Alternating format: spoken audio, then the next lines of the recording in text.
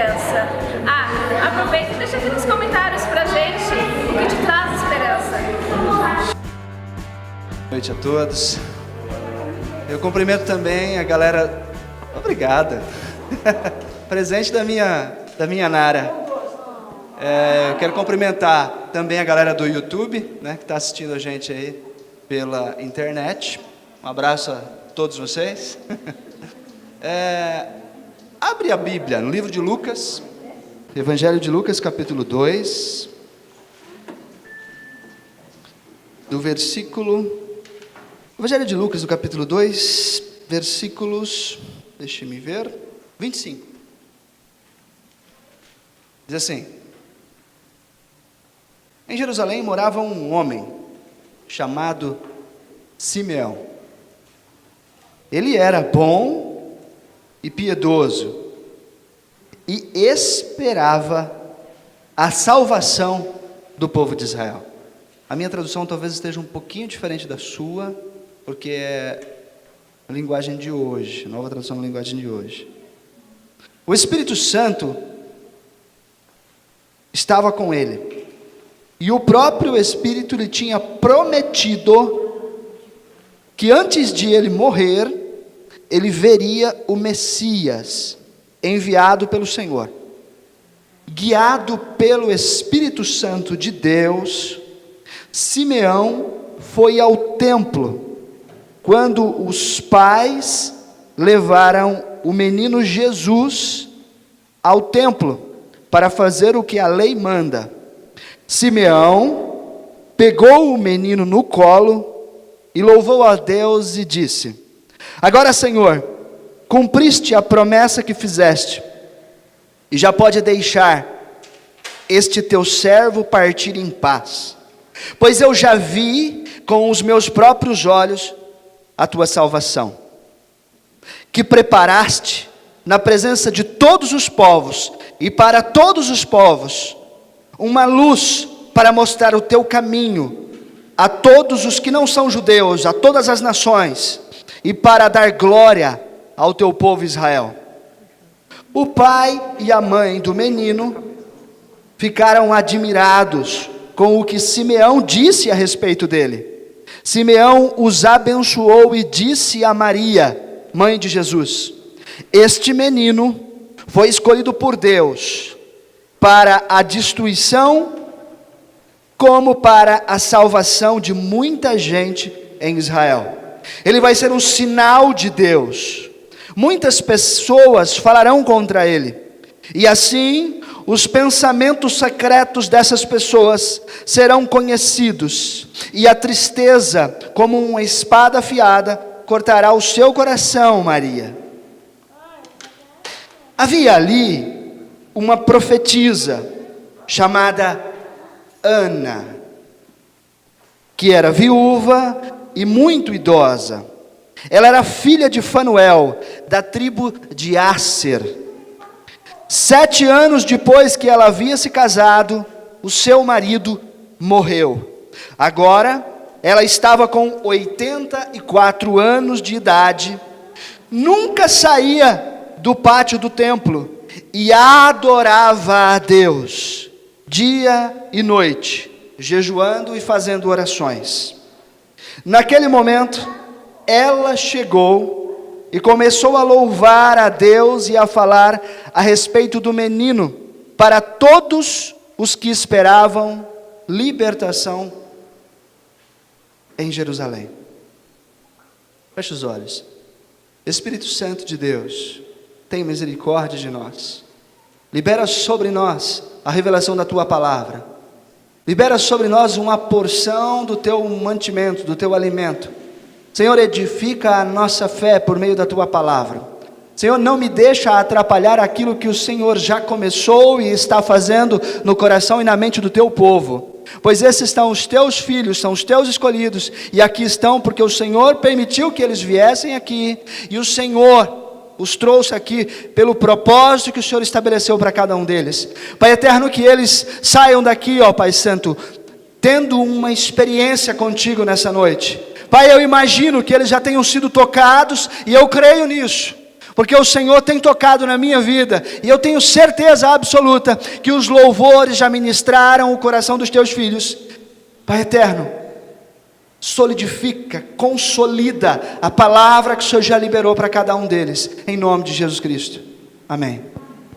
Se eu pudesse dar um título ao que eu gostaria de falar com vocês hoje, eu diria: de onde vem a esperança? E uma outra coisa que eu poderia dizer é: até onde essa esperança pode levar você? De onde vem a esperança que te movimenta, que te motiva, que te faz caminhar, que te faz seguir à frente? Esse texto da Bíblia, ele conta o exato momento em que José e Maria pegam Jesus e vão apresentá-lo perante o sacerdote, apresentá-lo a Deus no templo. E ele relata aqui pelo menos 4 personagens: José, Maria, né, os pais, Simeão e também Ana. E eu gostaria de falar a respeito da história dessas pessoas, pelo menos tentar destacar alguns pontos que eu achei interessante. Eu tinha lido esse texto várias vezes. Hoje à tarde eu estava focado nele, e durante o louvor eu achei interessantíssimo, porque eu vou começar de trás para frente, porque eu preciso falar isso logo, porque está aqui. E durante o louvor tinha uma frase nessa penúltima música que vocês cantaram, que diz assim: não há cadeias para o adorador. É uma frase da penúltima música, eu acho: não há cadeias para o adorador. Enquanto eu lia o texto aqui, eu vi a mulher, Ana era uma profetisa, 84 anos, imagina, 84 anos. Ela foi casada durante 7 anos. No 7º ano, o marido dela morreu. Essa sociedade em que ela vivia era uma sociedade extremamente machista. A mulher que não tinha marido, ela era rejeitada, ela era deixada de lado. Muitas vezes, os negócios dela eram tomados à força por outros. Por quê? Porque a mulher não tinha voz. Ela literalmente... E a palavra fala que ela era uma profetisa. Imagina, uma profetisa, uma mulher que está na presença de Deus e que busca a Deus continuamente, mas que ela se casa, que era, imagina, o projeto da mulher naquele tempo. O sonho dela era se casar, era ter um marido e tal, ter uma família. Legal, ela casou, só que ela não teve filhos. Pior do que não ter filhos, o marido morreu. Às vezes, nós olhamos para a nossa vida, olhamos para o que nós estamos passando, para o que nós estamos vivendo, e aí nós temos 2 opções: continuar tendo esperança, ou nos entregarmos aos sentimentos. No caso aqui, que eu imaginei durante toda a tarde, eu olhava para esse texto, eu falei: Senhor, essa mulher, por que ela se lançou assim, lá dentro do templo? Porque imagina, o marido morreu, e aí o primeiro pensamento que vem é que ela estava com tanto luto e sofrimento e angústia e dor, que ela foi se entregar na presença de Deus, foi para o templo, porque ela não conseguia viver mais, nada mais para ela tinha sentido. Mas uma coisa que eu, nesse período, foi muito tremendo esse texto ali, essa música, que trouxe para mim o entendimento a respeito dessa mulher, porque ela só foi capaz de ir até o templo. O que significa o templo?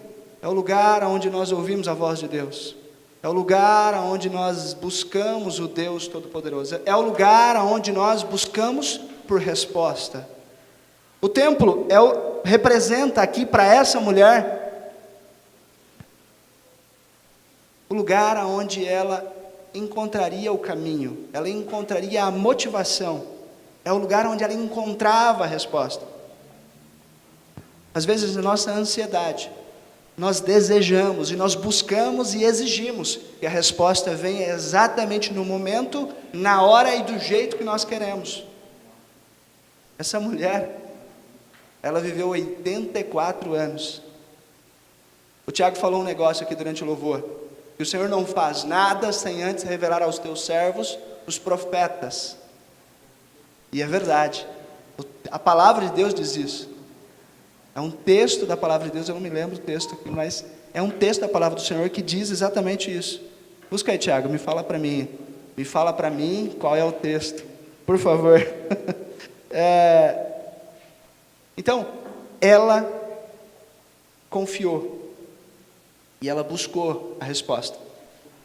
Enquanto ela estava ali no templo, buscando ao Senhor em adoração, entra nada mais, nada menos do que Maria e José, com uma criança no colo.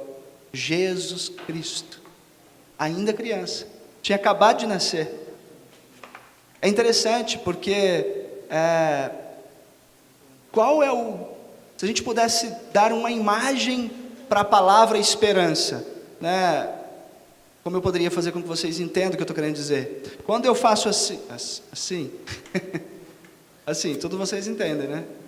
Galerinha aí que posta no Instagram as fotos, tal, tipo, coraçãozinho, né? Amo você, alguma coisa. Essa é a imagem do amor, certo? Então, eu poderia dizer que Jesus Cristo, aquela criança, era a imagem da esperança. Era a imagem da esperança. Sabe o presépio de Natal? Que tem lá, que eles fazem a figura de um homem, de uma mulher, de uma manjedoura e de uma criancinha. E que usam, e como forma de idolatria, enfim. Mas não é o ponto, eu estou querendo dizer o seguinte: aquela imagem, aquela figura, é bem interessante, que quando aquela criança, ela representa a esperança para essa mulher. Porque até aqui ela esteve no templo e ela não saía do templo. Só que quando ela vê Jesus, quando Simeão profetiza a respeito daquela criança e diz: esta criança é a luz para as nações, é a luz para iluminar os corações, para trazer luz aos pensamentos, para trazer luz para os caminhos das pessoas. E aí ela entende, esse é o Messias. E aí ela começa a falar do Messias para todos os que estão em Jerusalém esperando a salvação. Ela encontrou, finalmente, aos 84 anos, ela recebe a resposta. Jesus era a esperança da vida dela. Ela esteve esperando isso por anos. E esteve na casa de Deus buscando. Jesus era a resposta, era a esperança para essa mulher. A confiança dela, depositada no Deus Criador de todas as coisas, foi respondida através da pessoa de Jesus. Quando a gente olha também para a vida daquele homem, Simeão, ele era da tribo de Levi, ele era um sacerdote, ele morava em Jerusalém. Quando ele viu Jesus, a primeira coisa que ele diz é: Senhor, já posso morrer. Imagina, Mauricélia, acha que um garoto de 20 anos, de 30 anos vai dizer: já posso morrer, Senhor, já vivi o suficiente? 30 anos não é nem metade da vida, né? Não é nem metade da vida de um homem. A Bíblia diz que o homem chega aos 70 anos, né? O ser humano, o homem, a mulher, chega aos 70 anos. Depois disso é enfado e cansaço. Mas 70 anos é mais ou menos um período, inclusive é a média, a estimativa de vida de um brasileiro, 77 anos. O brasileiro está um pouquinho melhor. É a estimativa de vida. Ou seja, esse cara provavelmente deveria estar próximo aí dos 80, mais de 70 com certeza. E quando ele viu o menino Jesus, ele disse: Senhor, já posso morrer. O senhor já pode, agora o senhor pode me levar. Ou seja, ele já tinha vivido muitos anos. Mas a esperança no coração dele, de ver a salvação do povo de Israel, de ver a salvação das nações, ele mantinha aceso. É o que mantinha ele de pé todos os dias. E é o que mantinha ele no ofício dele. E o ofício dele qual era? Servir no templo, na casa de Deus. Fazer aquilo que ele tinha recebido como missão, como propósito. Às vezes nós temos e queremos que as coisas aconteçam no seu devido tempo, mas tudo acontece no tempo do Senhor. Meu querido, shalom, fique à vontade, bem-vindos. Olá, tudo bem? Para José e para Maria, Imagina, Maria, Jesus aqui estava com 8 dias de nascido, o que significa que 9 meses antes, Maria sequer estava grávida, sei lá, 10 meses antes, vai. Jesus nem existia ainda no ventre de Maria, Maria não estava nem grávida 10 meses antes desse dia. 10 meses antes desse dia. Talvez 10 meses antes desse dia, quais eram os pensamentos que tinha na mente de Maria? Maria, segundo o que consta, ela tinha aproximadamente entre 13 a 14 anos, 15 no máximo. O que se passa na mente de uma adolescente de 14, 15 anos? Uma outra informação relevante aqui é que ela estava prometida para se casar com José, antes de ficar grávida, antes de ser gerado no ventre dela Jesus Cristo. Então Maria, uma adolescente, ela sabia que ela ia se casar, ou seja, ela estava prometida, ela tinha um noivo. Imagina que tipo de pensamento que passava na cabeça de Maria. Como seria a festa de casamento, como seria a vida depois de casada. É interessante porque eu acredito que para José também é a mesma coisa. Provavelmente José tinha mais de 30 ou de 20 anos, com certeza. Tem a história extra Bíblia, né? A Bíblia não revela qual a idade de José, o marido de Maria, o pai de Jesus, o padrasto de Jesus, né? Mas os livros extras bíblicos, né, ou considerados como apócrifos, dizem que José, ele já era avançado em idade, tinha mais de 30 anos. Enfim, não revela esse texto aqui. Mas o que a Bíblia fala de José é que José era um carpinteiro, ele era um cara que tinha uma profissão. Ou seja, ele não era um adolescente, ele era um cara que já vivido, ele tinha uma profissão e tudo mais. E ele estava prometido para casar com Maria também. Imagina, na mente de Maria... Oi? Na mente de Maria, uma adolescente, o que se passava, né? A respeito do casamento, a esperança, a expectativa. Hoje eu estava lá na corrida, hoje de manhã, que o Michel comentou, e eu não vou falar o nome das pessoas, mas eu achei muito interessante, porque enquanto a pessoa que ia premiar os corredores que iam chegar na linha de chegada, né, começou a pegar as medalhas e separar. Teve uma pessoa, que eu não vou pronunciar o nome, né, mas separou uma medalha especificamente, porque tinha uma pessoa especial no meio da corrida que vinha correndo, e eu achei interessante aquilo. E quando chegou, estava lá, né, o amado esperando a amada, e o que fez? O amado colocou a medalha no pescoço dela e tal. Parabéns, você completou os 7 quilômetros, né? Eu achei muito legal. Eu não vou falar o nome, que era o Michel, né? Mas eu achei muito legal o Michel. Eu achei muito interessante, né? Porque qual que era a expectativa? Gente, fazia uns 10 ou 15 minutos que o pessoal tinha saído. Eles iam correr 7 quilômetros. 7 quilômetros. E ele já estava pensando em quando a amada chegava.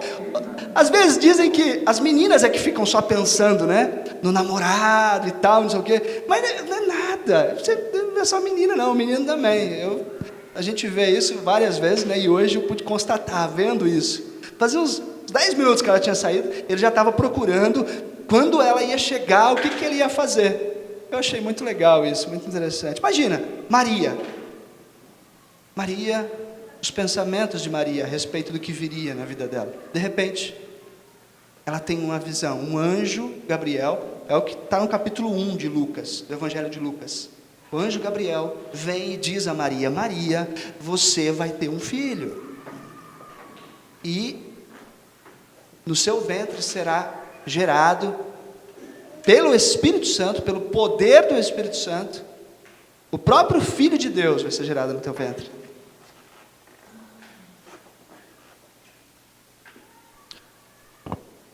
E ela diz: Senhor, seja feita a vontade de Deus. Eu viverei aquilo que o Senhor colocar para mim viver. Maria teve a revelação, teve a certeza de que não importa o que ela viesse a sofrer, ela queria viver, porque era a vontade de Deus. Uma menina de 13, 14 anos grávida hoje já não é bem visto pela sociedade. Eu digo, tem muitas dificuldades. Gente, tem dificuldade para estudar, tem dificuldades para se formar, tem dificuldade para levar as tarefas. Tem muitas dificuldades. Imagina naquela época. Agora você imagina o noivo dela, José, a hora que ficou sabendo que a noiva dele estava grávida e não era dele. Mateus, o Evangelho de Mateus, no capítulo 1, diz que quando José ouviu isso, ficou sabendo que Maria estava grávida, a Bíblia relata assim: José era um homem bom, era um homem justo, era um homem pacífico. Então o que ele fez? Ele decidiu, sem alardear, sem colocar a boca no trombone, deixar Maria. Não, ela está grávida, tá bom, então, ok, a gente desfaz o trato, o acordo de casamento, e ela segue a vida dela e eu sigo a minha. Mas ele ficou pensando naquilo, e ele foi dormir. E durante o sono, ele teve um sonho. E no sonho dele, o anjo Gabriel fala com ele também, em sonhos. O Senhor fala através dos sonhos, tá? Só para dizer para vocês. O Senhor fala, o Senhor continua falando, continua ministrando através dos sonhos. E o Senhor falou com José: olha, não é para você largar ela, porque o filho que ela está esperando é o Messias, é o Filho do próprio Deus, porque o Espírito Santo é que gerou esse filho no ventre dela. Isso muda tudo. A resposta que ele teve mudou tudo, porque isso fez ele encarar as possíveis consequências de casar com uma mulher que estava grávida e que o filho não era dele. Já imaginou? Será que ele teve medo daquela situação, da circunstância, do que poderia acontecer?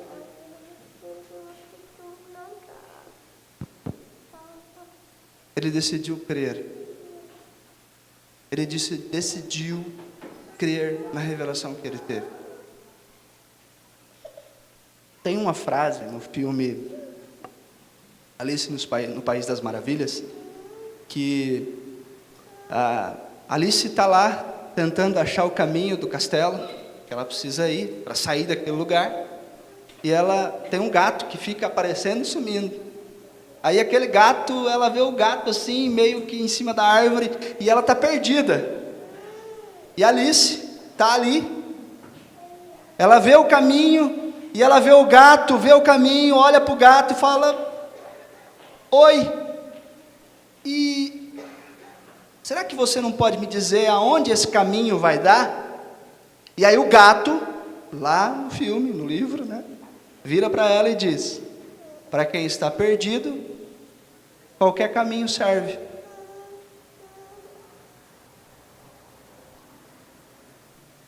É interessante essa frase do gato.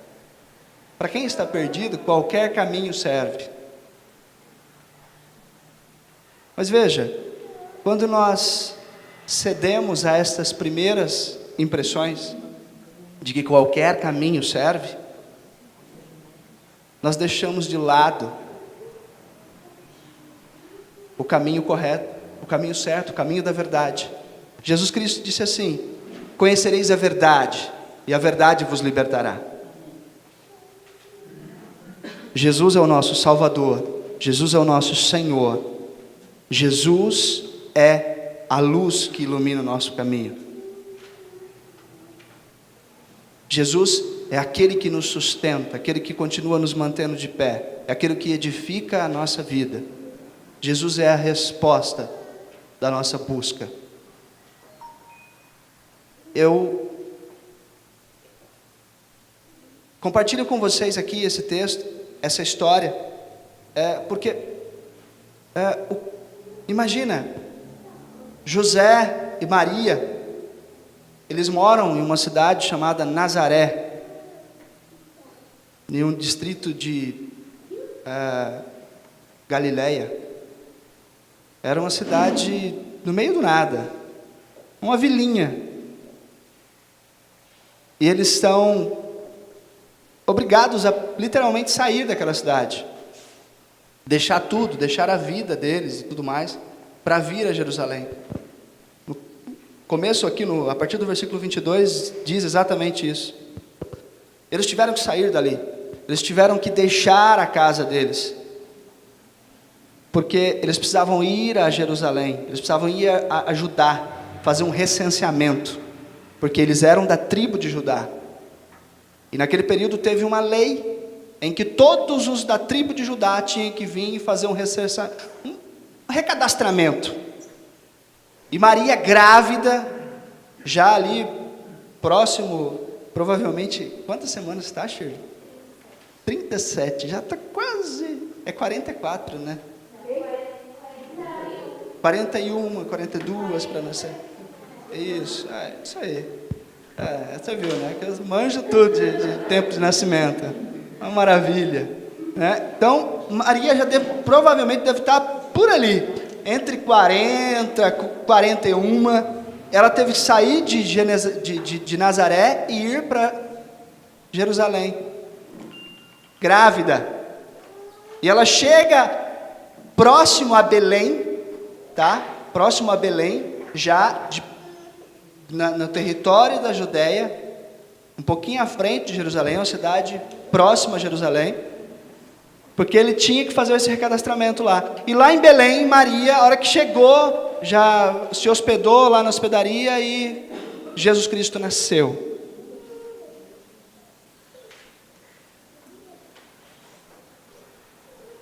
O que Jesus, o que manteve Maria e José nesse caminho? A revelação de que Jesus Cristo era o Salvador, era o Messias. Hoje nós vivemos dias em que nós queremos a resposta, mas nós queremos a resposta do nosso jeito. Nós queremos que Deus fale conosco, mas às vezes não queremos nem vir à igreja e nem muito menos nos permitirmos dar a oportunidade para que o Senhor fale conosco. Abrir o coração para o Senhor, sabe? Permitir que o Senhor revele, que o Senhor fale, que o Senhor ministre sobre as nossas vidas.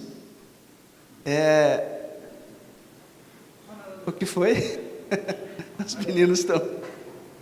Ai, meu Deus do céu. Lucas, capítulo 2, versículo 32 declara: Ele é a luz que traz iluminação espiritual às nações, povos, a todos os povos, e será a glória do seu povo Israel. O que os nossos olhos têm visto? Muitas vezes nós vemos os problemas, as dificuldades, as lutas, e o que isso faz? Isso extrai de nós a nossa força. É óbvio, é natural que, em razão da luta, em razão do empenho nas nossas lutas do dia a dia, nós soframos desgastes, mas o que nós não podemos é deixar a esperança de lado, a esperança de sermos mais do que vencedores, porque esta é a promessa de Jesus para as nossas vidas.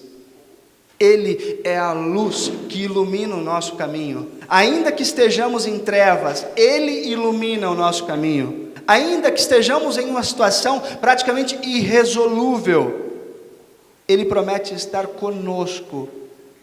Ele promete ser a nossa luz, ser o nosso guia. Ele promete que não nos deixaria só. José e Maria, eles entram nessa empreitada, eles admitem a possibilidade de viver quaisquer que fossem as consequências, porque eles tiveram a revelação a respeito de Jesus na vida deles, e a respeito do plano de Deus para eles, e através deles. Uma menina de 13 ou 14 anos, ela consegue romper vários estigmas daquela sociedade. Ou seja, tudo aquilo que limitaria ela naturalmente, ela não permitiu que limitasse. Os pensamentos, as condenações, o que falariam dela. Uma mulher, poxa, ficar grávida e sequer ter um marido, nossa, é inadmissível. E esse estigma, ela admitiu viver. Porque ela teve a revelação de que Jesus era o Filho de Deus. É importante isso, porque quando nós olhamos para a nossa vida, quando nós olhamos para o que nós estamos vivendo, muitas vezes nós queremos mudar algumas coisas do passado, mudar o que nos trouxe até aqui. Assim, não dá para mudar. Eu não tenho como voltar atrás e mudar o que eu fiz. Eu não tenho como voltar atrás e alterar as circunstâncias que me trouxeram exatamente até aqui, diante disso que se impõe a mim, diante desse problema, diante dessa consequência, dessa circunstância. Às vezes nós queremos mudar o passado para não ter que enfrentar a consequência dele. Às vezes esse é o desejo do nosso coração. E muitas vezes a consequência das nossas ações, escolhas, dos nossos caminhos, do que nós falamos, do que nós expressamos, quando se impõe diante de nós, qual é o nosso desejo? E aí eu digo me incluindo nisso, qual é o nosso desejo? É voltar atrás, mudar lá para não ter que encarar a consequência. E isso, muitas vezes, gera em nós uma desesperança. Literalmente, a gente baixa os olhos e não consegue olhar adiante e ver a solução e a saída para isso. Eu quero dizer, Jesus Cristo é a luz que ilumina além do problema, que nos consegue fazer ver além do problema, que mantém a nossa esperança, a nossa expectativa de vitória, de cura, de provisão sobrenatural, de rompimento de obstáculos. É que mantém em nós a esperança, porque nós que decidimos seguir Jesus Cristo, assim como Maria, como José, não está garantido que nós não vamos passar por dificuldades e nem por lutas. Está garantido que Ele vai estar conosco em todo o tempo. Existe um fato: corajoso não é aquele que não tem medo, é aquele que, vendo, reconhecendo, admitindo o medo, encara, enfrenta o medo. Aquela circunstância que impõe medo, que se opõe a nós.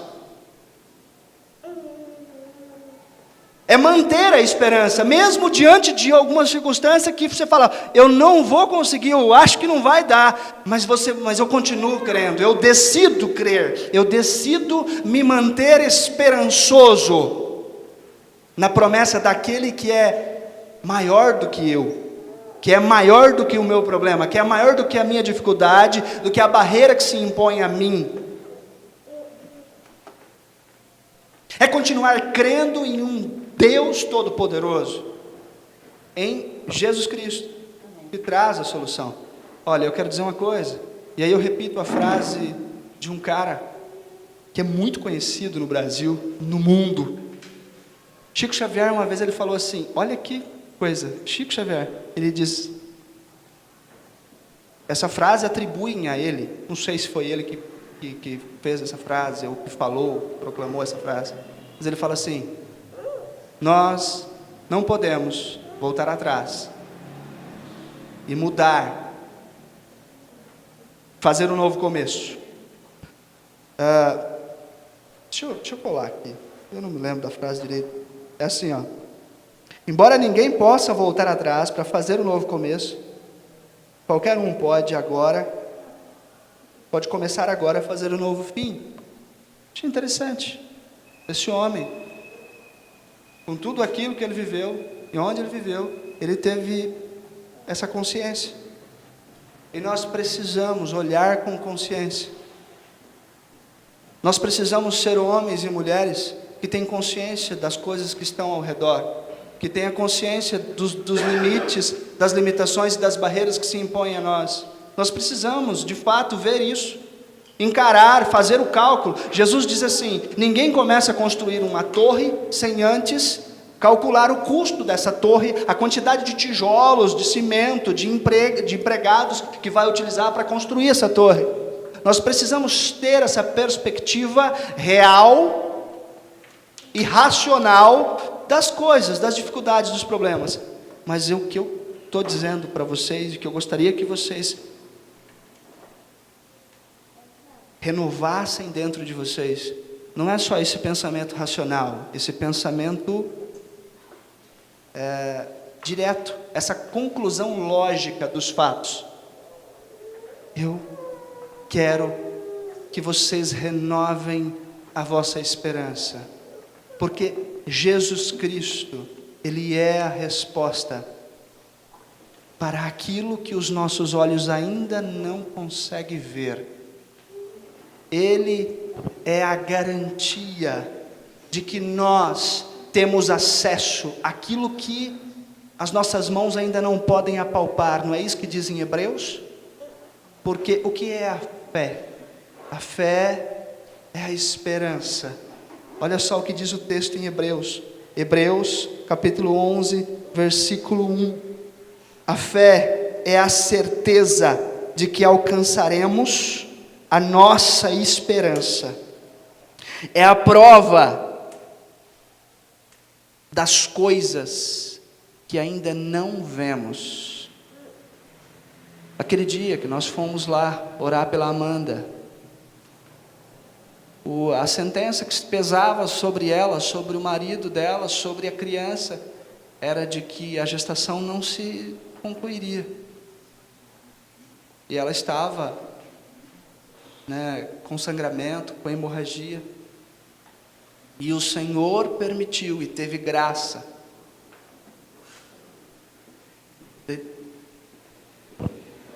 de nascer.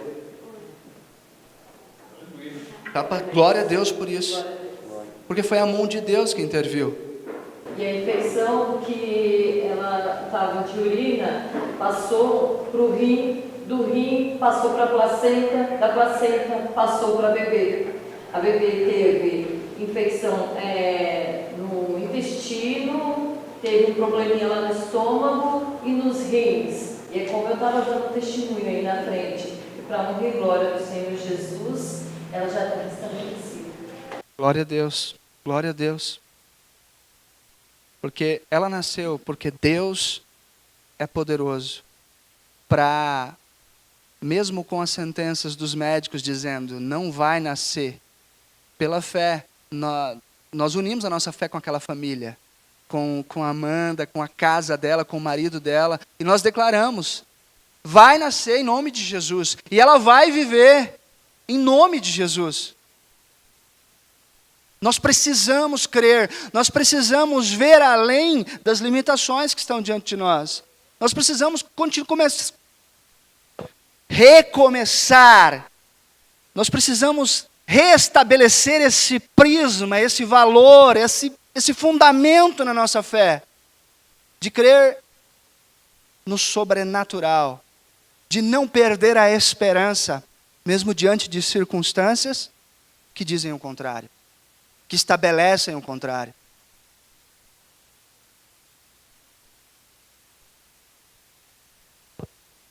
A história que eu li aqui no livro de Lucas, ela revela esses personagens. Simeão, que viveu uma vida toda com uma promessa de que ele veria a salvação de Israel.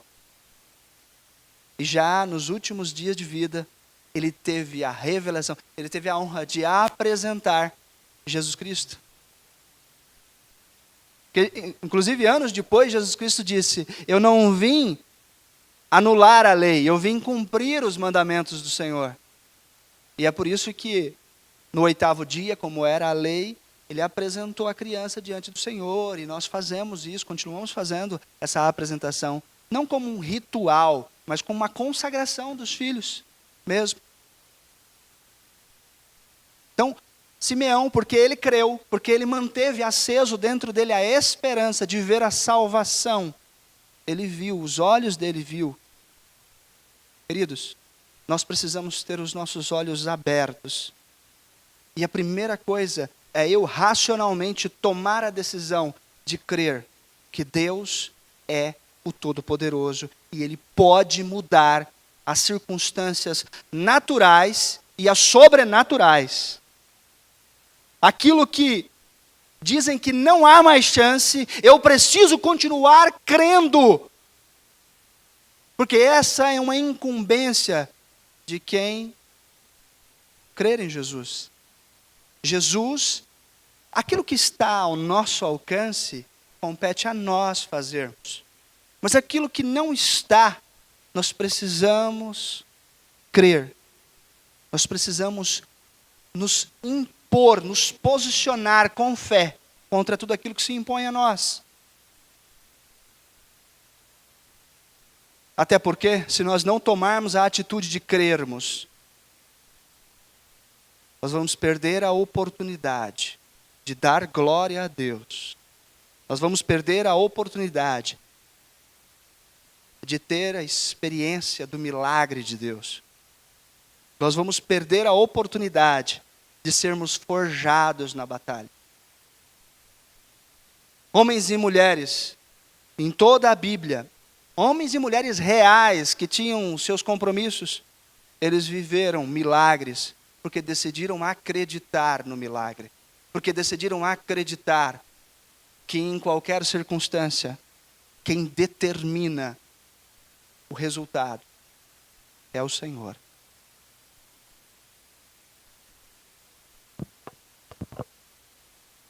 Fica de pé.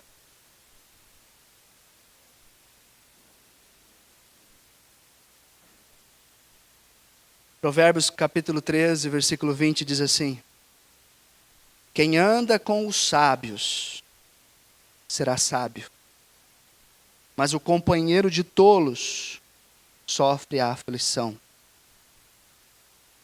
Quem tem mentoreado as tuas decisões? Quem tem feito você escolher os caminhos que você tem escolhido? A quem você tem perguntado que caminho devo seguir? Quem tem decidido ou tem te ajudado a decidir quais são os caminhos que você tem tomado? A quem você tem recorrido quando precisa de um conselho, de uma decisão, quando você precisa de uma resposta? Você tem feito como Ana, se lançado na presença do Senhor em jejum e oração? É o que diz aqui no capítulo 2 que nós lemos, a história dela. Eu não sei por quanto tempo, ou por quanto você já está buscando, ou vai ter que buscar. Não compete a mim. Mas o que eu preciso declarar é que Jesus é a resposta. Jesus é a luz que ilumina os nossos caminhos. Jesus é o guia da nossa vida. Ele precisa ser o nosso mentor. Os nossos pensamentos precisam estar cheios dos pensamentos de Cristo.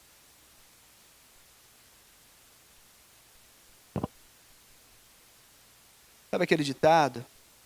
Diga-me com quem tu andas e eu direi quem tu és. Já ouviu esse ditado? É isso. A sua esperança tem sido alimentada e fomentada pelo quê? O que mantém você crendo?